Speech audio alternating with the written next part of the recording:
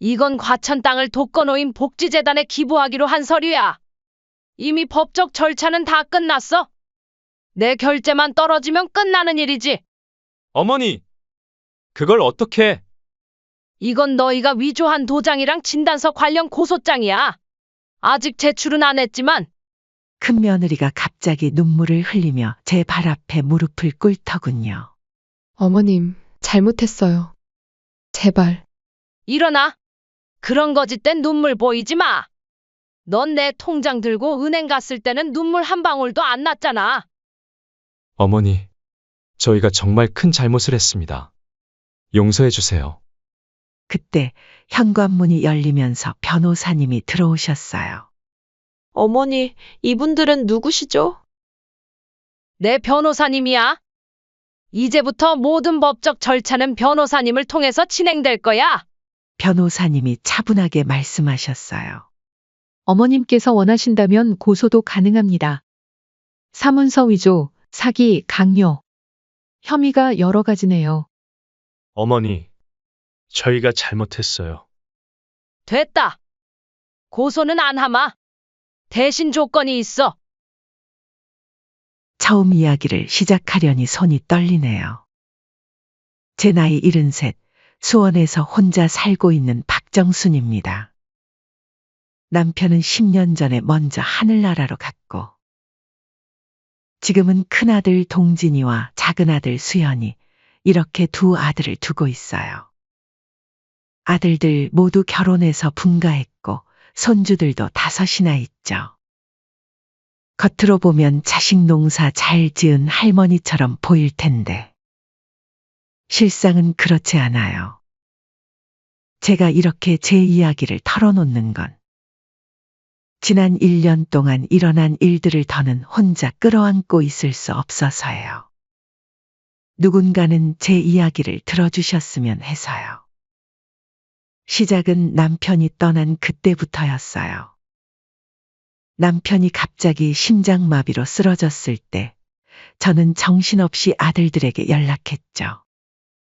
하지만 두 아들 모두 바쁘다며 뒤늦게 병원에 왔어요. 그때는 이해했어요. 직장에서 바로 빠져나오기 힘들었겠지 하면서요. 장례식 내내 저는 혼자 모든 걸 챙겼죠. 아들들은 와서 얼굴만 비추고 바쁘다며 자리를 비웠으니까요. 그 뒤로 아들들과의 관계는 점점 더 멀어졌어요. 큰아들 동진이는 사업한다며 바쁘다고 했고, 작은아들 수연이는 대기업 중역이라 시간이 없다고 했죠. 명절에도 어머니, 이번엔 처가 먼저 가기로 했어요. 라는 말만 돌아왔어요. 처음엔 서운했지만 나중엔 그마저도 무뎌지더라고요. SNS로 보는 아들들의 일상은 달랐어요. 동진이는 사돈과 골프 치는 사진을 올리고 수연이는 처가 부모님과 해외여행 다녀온 사진을 자주 올렸죠. 보면서 가슴이 메었어요. 나는 왜 이렇게 외톨이가 됐을까? 하는 생각에요. 유일한 위안은 40년 지기 친구 순자뿐이었어요. 순자는 일주일에 2-3번씩 저를 찾아와 이야기도 들어주고 반찬도 나눠 먹곤 했죠. 정순아, 자식들한테 기대하지 말고 우리끼리 재미나게 살자. 라고 말하면서요. 그래도 전 자꾸 자식들 생각이 났어요. 특히 아플 때면 더 그랬죠. 아들들이 찾아오는 건 제가 돈이 필요하다고 할 때뿐이었어요. 큰아들은 사업 자금이 필요하다며, 작은아들은 아이들 교육비가 필요하다며 찾아왔죠. 그때마다 보태주긴 했어요. 그래도 내 자식인데 이 정도는 해줘야지. 하는 마음에서요. 하지만 돈을 준 뒤엔 연락조차 되지 않았어요. 그렇게 외롭게 지내던 어느 날이었어요. 갑자기 구청에서 공문이 하나 왔어요. 과천에 있는 시어머니 땅이 재개발구역으로 지정됐다는 내용이었죠. 사실 저도 잊고 있었던 땅이에요. 시어머니께서 20년 전에 물려주신 땅인데 그동안 별로 신경 쓰지 않았거든요. 그런데 그 땅이 지금 시세로 100억이 넘는다는 거예요. 공문을 보는 순간 온몸이 떨렸어요. 이게 무슨 일이람? 하면서요. 순자한테 전화했더니 곧장 달려왔어요. 정순아, 이거 정말이야? 세상에. 이제 너 부자 됐네.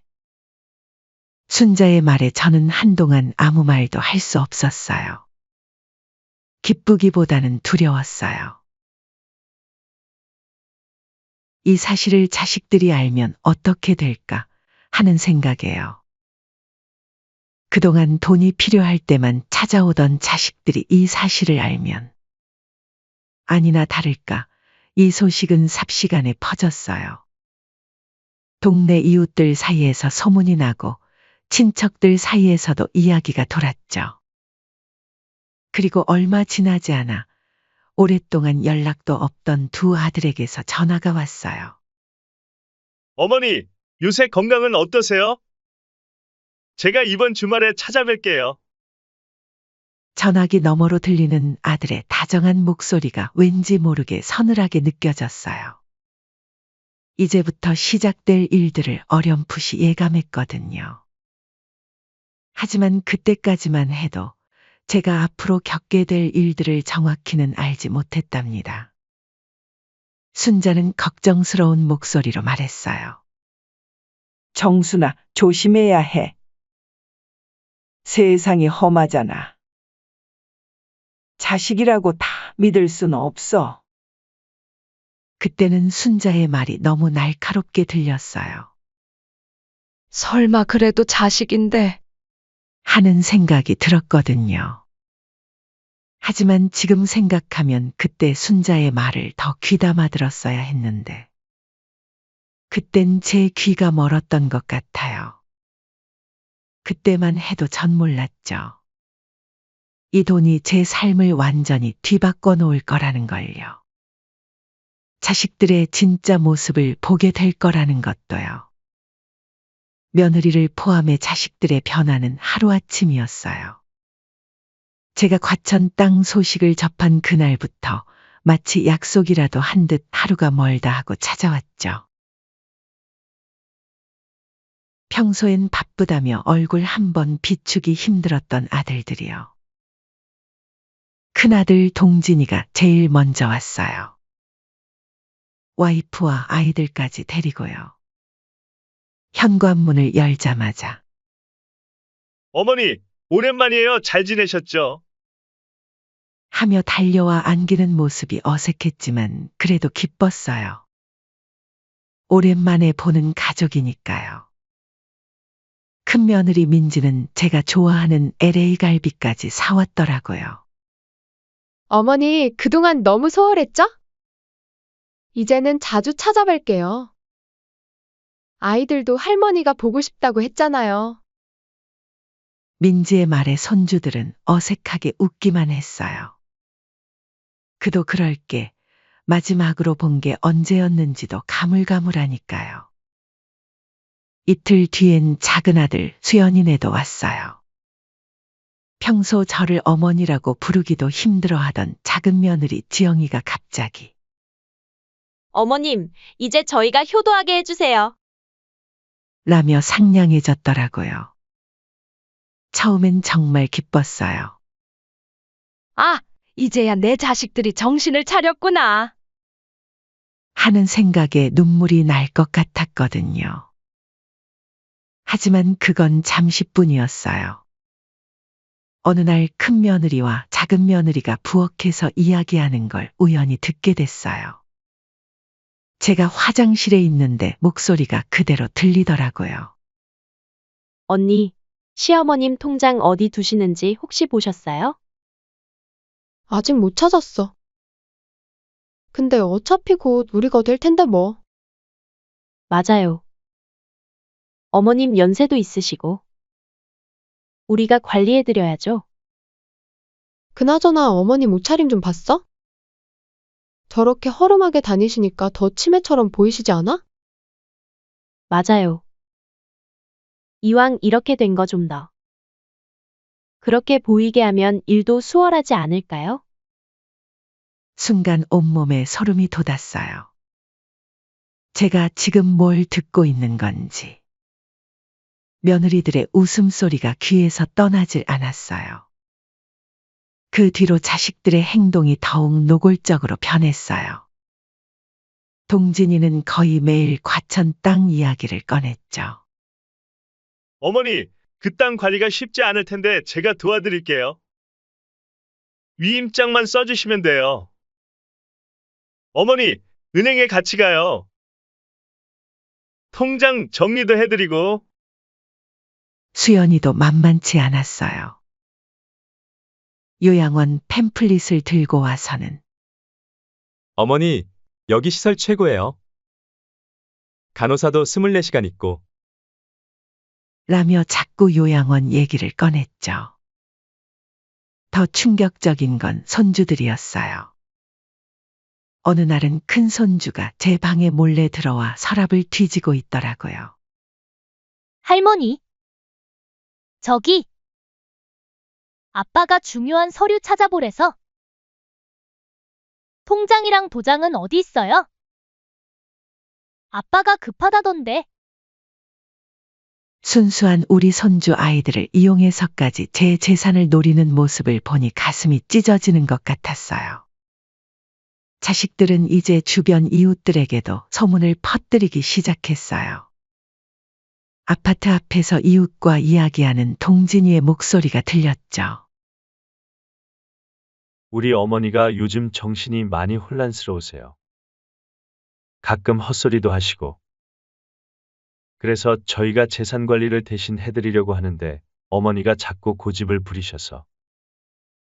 자식들은 이제 서로 싸우기까지 했어요. 어느 날은 거실에서 큰아들과 작은아들이 언성을 높이는 소리가 들렸죠. 형, 어머니 재산은 균등하게 나눠야 하는 거 아니야? 야, 내가 먼저 움직였잖아. 너는 뒤늦게 와서. 그래도 이건 아니지. 형이 다 가져가려고 하면. 그때 손주들이 제 방으로 들어왔어요. 할머니, 아빠가 통장 사진만 찍어오래요. 나중에 다시 갖다 드릴게요. 더 이상 참을 수가 없었어요. 순자에게 전화했더니 바로 달려왔죠. 정순아, 이제 봐도 모르겠어? 쟤들 네 재산 노리는 거야. 아들이고 뭐고 없어. 순자 말이 맞았어요. 하지만 전 아직도 망설였죠. 그래도 내 자식인데. 내가 너무 사람을 의심하나? 하는 생각에 잠도 못 이루고 밤마다 뒤척였어요. 그러다 결정적인 순간이 왔어요. 어느 날 아침 현관문 밖에서 들리는 동진이와 수연이의 대화였죠. 형, 이러다 어머니가 우리 재산 안 주면 어쩌지? 그동안 자기들이 한 행동들이 찔렸나 보죠. 걱정 마. 내가 의사 친구랑 얘기해뒀어. 어머니가 정신 감정 못 받으시게.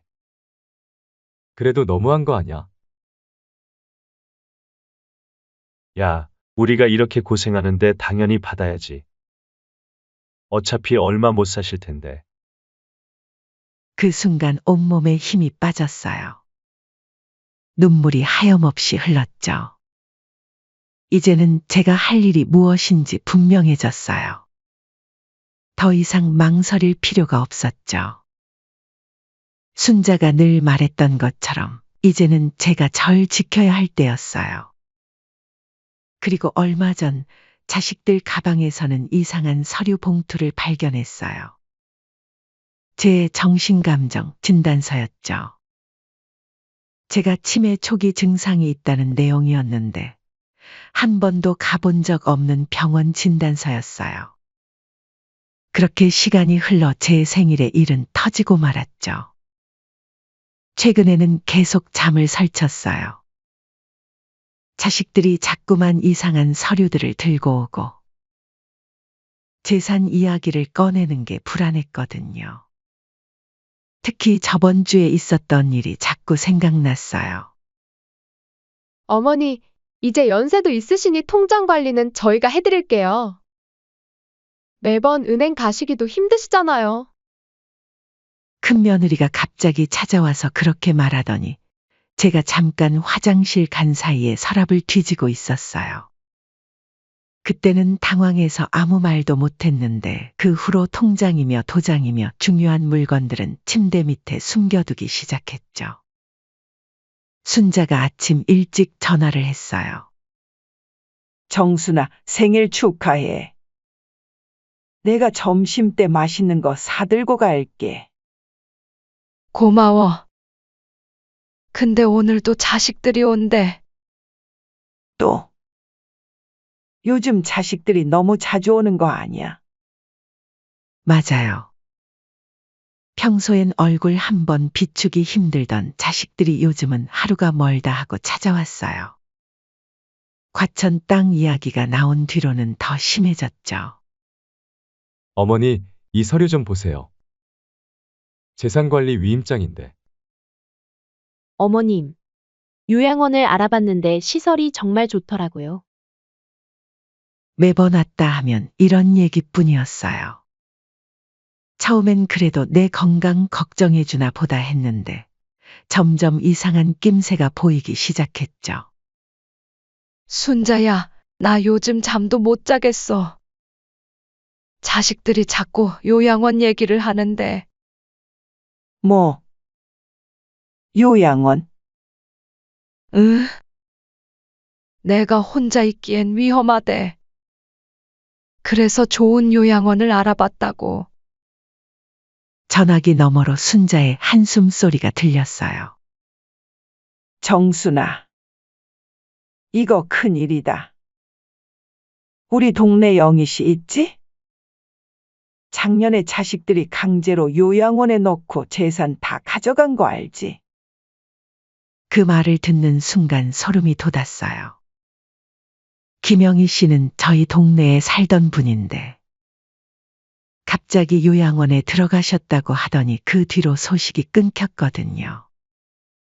나중에 알고 보니 자식들이 강제로 입원시키고 재산을 다 가져갔다고 하더라고요. 그래서 말인데.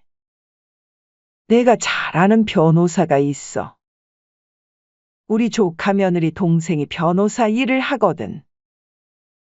한번 상담이라도 받아보는 게 어때? 처음엔 망설였어요. 설마 내 자식들인데 그럴 리가 없어 하는 생각도 들고 법적인 상담을 받는다는 게 무서웠거든요. 하지만 그날 오후에 있었던 일이 제 마음을 완전히 바꿔놓았어요.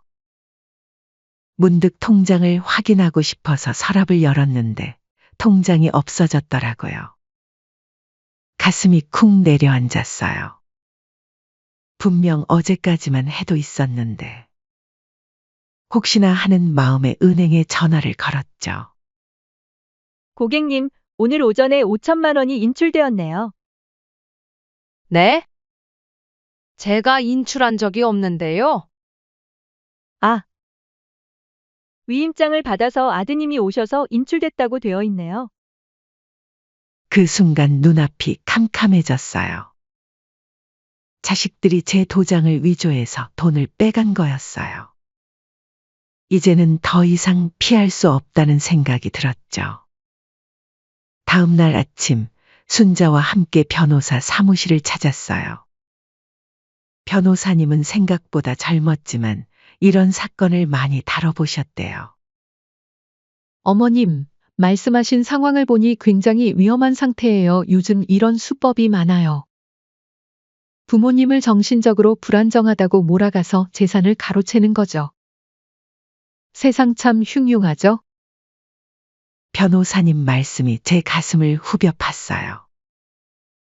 그동안 눈치챘지만 인정하기 싫었던 현실이었거든요. 우선 증거 수집이 필요해요. 자식들과 대화할 때마다 녹음하시고 서류들도 잘 보관해 두세요. 혹시 모르니 통장과 도장은 다른 곳에 보관하시는 게 좋겠어요. 그날부터 전 변호사님 조언대로 준비를 시작했어요. 남은 통장과 도장은 순자네 집에 맡겨두고 중요한 서류들은 사진으로 찍어뒀죠. 자식들과 대화할 때마다 몰래 녹음도 했고요. 하루하루가 지옥 같았어요. 자식들은 더욱 노골적으로 변했죠. 이제는 제가 없을 때 집에 와서 서류를 뒤지고 가는 일도 있었어요. 손주들까지 동원해서 제 물건을 찾아다니더라고요. 그러던 어느 날이었어요. 자식들이 서류 봉투를 들고 왔어요. 어머니, 이거 보세요. 봉투를 열어보니 정신과 진단서가 들어있더라고요. 저도 모르는 사이에 제가 치매 초기 증상이 있다는 내용이었어요. 제가 한 번도 가본 적 없는 병원의 진단서였죠. 이제 어머니도 아시겠죠? 어머니께서 혼자 재산 관리하기는 힘드신 상황이에요. 그 순간 모든 게 명확해졌어요. 자식들이 저를 정신병자로 만들어서 재산을 가로채려는 거였어요. 영희 씨한테 있었던 일이 제게도 일어나고 있었던 거죠. 떨리는 손으로 순자에게 전화를 걸었어요. 순자야. 이제 결심했어. 다음 날 아침 일찍 변호사 사무실로 향했어요. 이제는 망설일 필요가 없었거든요. 자식들을 위해 모아둔 재산이 오히려 자식들의 탐욕을 키웠다면 차라리 그 돈으로 의미 있는 일을 하는 게 낫겠다는 생각이 들었어요. 변호사님과 상의 끝에 복지재단 설립을 위한 서류 작업을 시작했어요. 과천 땅을 처분해서 그 돈으로 독거노인을 돕는 재단을 만들기로 한 거죠. 이왕 이렇게 된 거, 저처럼 외롭게 사는 노인들에게 도움이 되고 싶었어요. 서류 준비가 거의 끝나갈 무렵 자식들이 또 찾아왔어요. 이번에는 더 잔인한 계획을 들고 온 거예요. 어머니, 이제 그만 결단을 내리세요. 어머니를 위한 일이에요. 그때였어요. 제 입에서 처음으로 단호한 목소리가 나왔어요. 그만해. 이제 더는 못 참겠다. 자식들이 놀란 듯 저를 쳐다봤어요. 평소에 제가 아니었거든요. 뭘 그만하시겠다는 거예요? 이 가짜 진단서? 내가 한 번도 가본 적 없는 병원에서 받아온 거잖아. 날짜를 보니 그날 나는 순자네 집에서 하루 종일 김장을 했었는데 순간 자식들의 얼굴이 하얗게 변했어요. 제가 이걸 알고 있을 거라고는 생각도 못했나 봐요. 어머니, 그게 무슨... 너희들 내가 다 알아. 내 통장에서 5천만 원 빼간 것도 내 도장 위조한 것도 몰래 와서 집 뒤진 것도 나를 뒷방 늙은이로 생각해 아무것도 모를 거라 생각했나 보지? 큰아들이 버둥대듯 말했어요. 어머니, 그건 다 오해예요. 저희는 그저 어머니를 위해서. 그래? 그럼 이건 어떻게 설명할 거니? 가방에서 녹음기를 꺼냈어요. 자식들이 서로 재산 분배를 논의하던 대화. 저를 요양원에 보내자는 음모를 꾸미던 대화. 모든 게 거기 담겨 있었죠. 재생 버튼을 누르자 자식들의 목소리가 흘러나왔어요. 어머니 정신 상태가 불안정하다는 진단서만 있으면 돼. 그러면 우리가 법적으로... 녹음을 들으며 자식들의 얼굴이 창백해졌어요. 작은 아들이 벌떡 일어나 녹음기를 낚아채려 했지만 이미 늦었죠. 앉아, 내 말 끝까지 들어라. 제 목소리에 힘이 들어갔어요. 이제부터 내 말 잘 들어? 난 너희가 생각하는 것처럼 흐린 정신을 가진 노인이 아니야. 내 정신 멀쩡해. 그리고 이미 모든 준비를 끝냈어?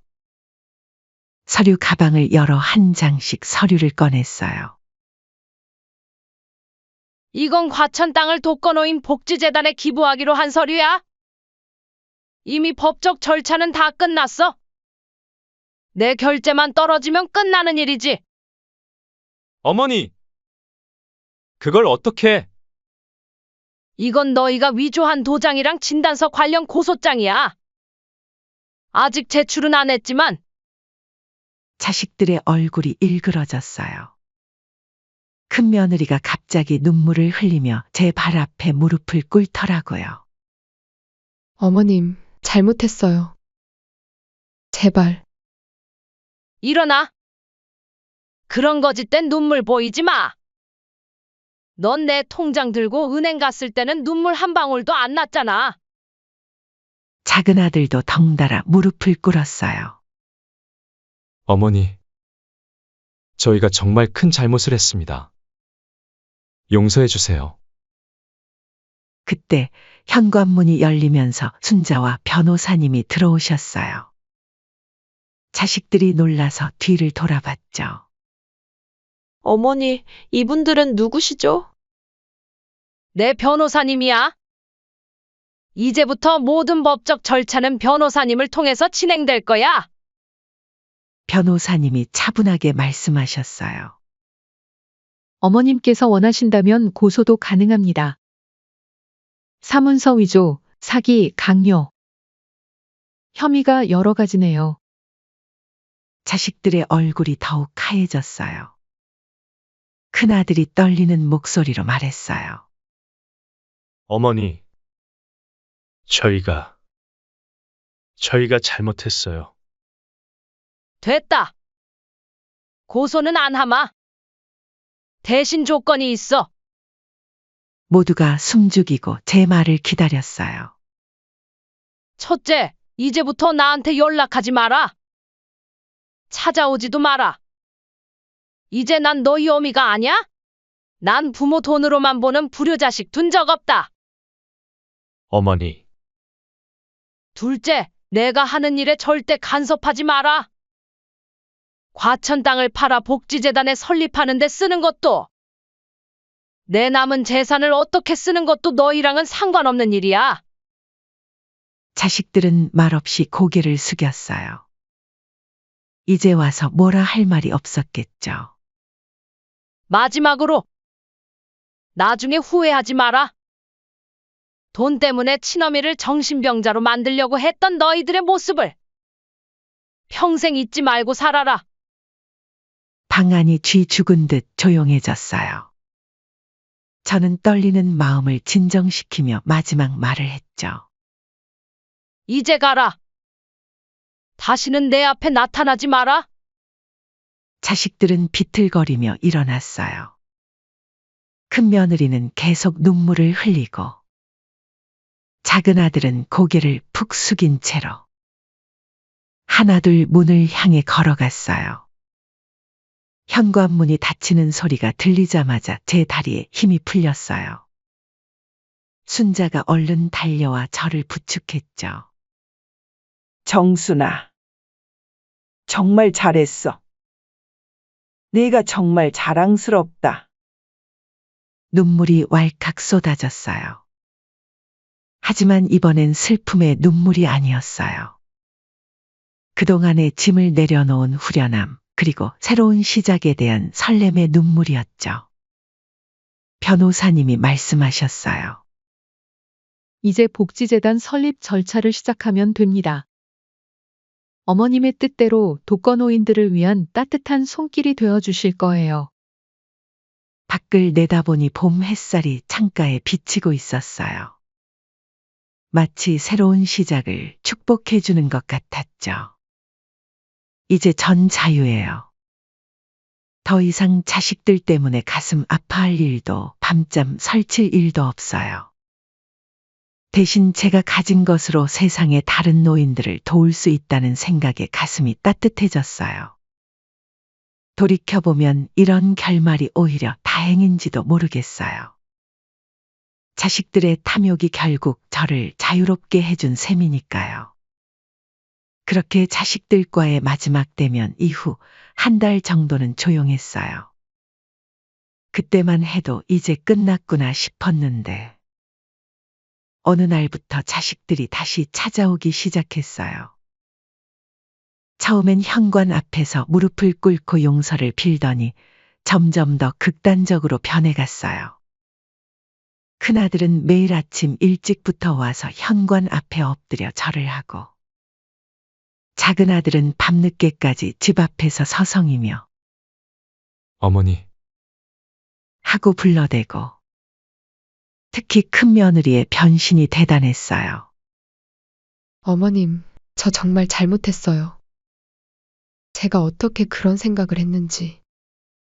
밤마다 죄책감에 잠도 못 자요. 눈물바다를 만들며 애원하더니 급기야 손주들까지 동원했어요. 할머니, 우리가 잘못했어요. 아빠 말씀 좀 들어주세요. 손주들의 눈물 어린 부탁에 가슴이 미어질 것 같았어요. 그래도 내 마음을 다잡았죠. 자식들은 이제 전략을 바꿨어요. 어머니, 생각해보세요. 모르는 사람 돕는 것보다 자식 도와주는 게 더 좋지 않나요? 복지재단이라. 어머니 그 돈이면 손주들 대학도 보내고 결혼도 시키고 우리 가족이 편하게 살 수 있을 텐데. 이웃들의 시선도 점점 더 따가워졌어요. 장 보러 나가면 아줌마들이 수군거리는 소리가 들려요. 자식들한테 한 푼도 안 주고 재단 세운다는데. 아무리 그래도 피는 물보다 진한데. 돈이 사람 참 무섭게 만드네. 특히 40년 넘게 같은 동네에 살았던 김옥순 할머니가 하는 말이 가장 마음에 걸렸어요. 정순아, 너무 심하게 하는 거 아니니? 그래도 내 뱃속에서 나온 자식들인데. 밤마다 잠을 설쳤어요. 자식들 어릴 적 모습이 자꾸 떠올랐거든요. 동진이가 처음 걸음마 할 때, 수연이가 초등학교 입학식 날 꽃다발 들고 찾아왔을 때. 그때는 우리가 이렇게 될 줄 몰랐는데. 그러던 어느 날, 순자가 반가운 소식을 들고 왔어요. 정순아, 너가 저번에 조용한 곳 추천해달라고 한 거 내가 좋은 곳을 찾았어. 화성에 있는 산골 마을인데. 공기도 좋고 이웃들도 다들 좋으신 분들이야. 거기 가면 아무도 너 찾지 못할 거야. 처음엔 망설였어요. 내가 왜 도망가야 하나 하는 생각도 들고 이러다 자식들이랑 영영 못 보는 거 아닌가 하는 두려움도 있었죠. 하지만 자식들의 끈질긴 방문이 계속되면서 점점 지쳐갔어요. 현관문만 열면 마주치는 자식들의 얼굴, 장보기도 힘들 정도로 따라다니는 발걸음. 숨이 막힐 것 같았어요. 결국 저는 결심했어요. 살던 집은 전세로 내어주고 화성의 작은 산골 마을로 떠났죠. 논과 밭이 펼쳐진 그곳은 마치 제가 어렸을 때 살던 고향 같았어요. 이장님, 잘 부탁드립니다. 아이고, 걱정 마세요. 여기선 도시처럼 남의 살림 궁금해하고 그러지 않아요. 그냥 편하게 사세요. 산골 마을에서의 삶은 제가 생각했던 것보다 훨씬 평화로웠어요. 아침이면 산새 소리에 눈을 뜨고 저녁이면 달빛을 보며 잠이 들었죠. 작은 텃밭을 일구고 토마토며 상추며 심어서 가꾸는 재미도 쏠쏠했어요. 동네 할머니들과도 금방 친해졌어요. 김치 담그는 날이면 서로 나눠 먹고 비 오는 날이면 막걸리 한잔 하면서 수다 떨고. 이렇게 소소한 행복이 있다는 걸 잊고 살았네요. 하지만 여전히 마음 한켠이 무거워요. 몇 달 전 작은 아들에게 전화가 왔어요. 어머니 대체 어디로 가신 거예요? 제발 저희 좀 봐주세요. 복지재단 같은 거 하지 마시고. 그날 밤 또 잠을 설쳤어요. 남편 사진을 보며 한참을 울었죠. 여보, 내가 잘하고 있는 걸까요? 우리 자식들 이대로 놔두면 평생 원망하고 살겠죠? 지금도 밤이면 자식들 생각에 잠을 못 이뤄요. 어떤 날은 그래도 내 자식인데 하는 생각에 마음이 흔들리고, 또 어떤 날은 그들이 저를 정신병자로 만들려 했던 일이 떠올라 치가 떨리고, 텃밭에 상추는 쑥쑥 자라고 마당의 감나무에는 벌써 꽃이 피었어요. 세상 시름 모르고 자라나는 이 자연을 보면 제 마음도 조금은 편해지는 것 같아요. 하지만 여전히 고민이에요. 자식들을 용서하고 재산을 물려줘야 할까요? 아니면 처음 결심대로 복지재단을 세워서 어려운 노인분들을 도와야 할까요? 때로는 달빛 아래 앉아 생각해요. 자식들의 눈물이 진심이었을까? 아니면 또 다른 거짓일까? 여러분이라면 어떻게 하시겠어요? 피는 물보다 진하다는 말처럼 자식들을 용서해야 할까요? 아니면 이대로 새로운 삶을 이어가야 할까요? 지금 이 순간에도 저는 깊은 고민 중이에요. 여러분의 의견이 궁금해요. 제가 어떤 선택을 하는 게 좋을까요?